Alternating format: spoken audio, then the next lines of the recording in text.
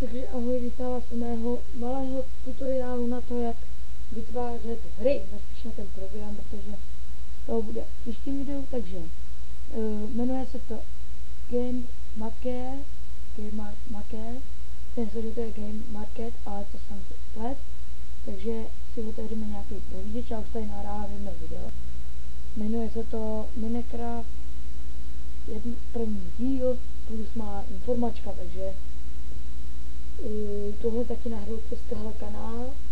Já mám dva, ale to už mimo, takže říkám, oba třeba seznam tady mám. Tak, když si to načte, tak dáme si ulož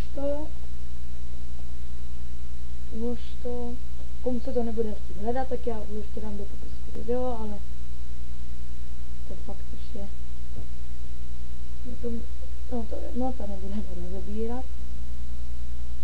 Tak, dáme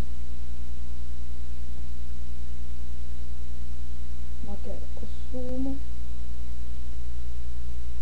Já jsem teda stahovala tohleto. Nevím, co jako všechno tady je. Tady jsem prostě zkusil. Tak, to si stáhnete. To tady napáno. Já nemusím dávat do popisku videa, už to navedu na tento odkaz na stažení. Tak, dobrý, tak to stáhnete.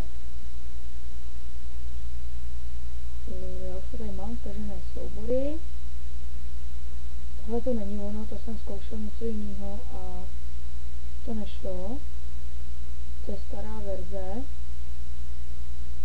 Tak, bude to vypadat, jako bude to takhle, si otevřete, dáte Game Maker 80exe, to nainstalujete, to zvládnete, tak, můžeme škrtnout, a když to pak takhle rozkliknete na ploše, počkejte,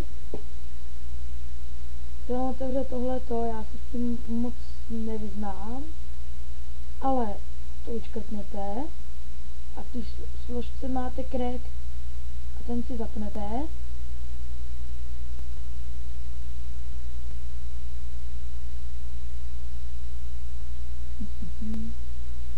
To je OK.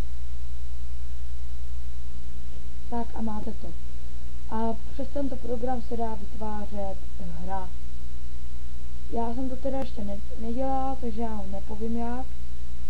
Ale v příštím tutoriálu já to zjistím a pokusím se vám udělat jakoby nový ten.